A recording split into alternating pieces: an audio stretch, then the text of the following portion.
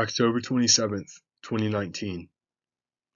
8 helicopters descend on a compound in northwestern Syria. Troops disembark the helicopters, and after eliminating the threats inside the compound, they chase down their primary target into a nearby cave. Knowing he nears his end, the target detonates his suicide vest and ends his life. These troops were from the United States Army's premier counterterrorism unit, and their target was the Caliph of the so-called Islamic State, Abu Bakr al-Baghdadi. Raids such as these, as well as drone strikes, have been the primary weapon of the United States in the global war on terror.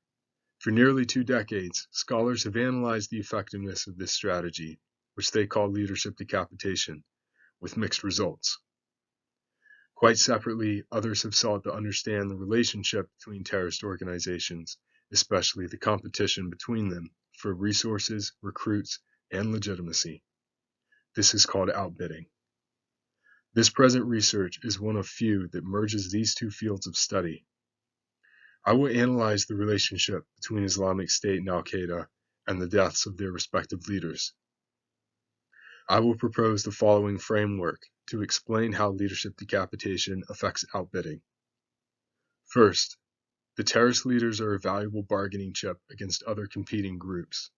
For example, much of the mythos around Al-Qaeda was tied to the reputation of bin Laden. Bin Laden was legendary as the founder of the modern Islamic jihadi movement. As long as he was in the picture, no other group could hope to be the dominant representatives of jihad. Second, that when a state eliminates a group's senior members, the competing group can seize this opportunity to deride, defame, and malign the weakened group. Al-Qaeda in Iraq, the precursor to ISIS, greatly stepped up their rhetoric against Al-Qaeda after the death of Osama bin Laden. With bin Laden dead, Al-Qaeda in Iraq could malign Al-Qaeda without having to malign the name of bin Laden. Third, that this allows the competing group to win resources and support, making them stronger.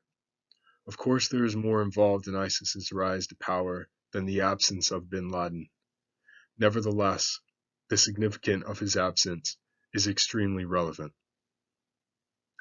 If this theory is true, it could have significant implications to the way that we conduct counterterrorism. This research is ongoing and will be completed in summer of 2020.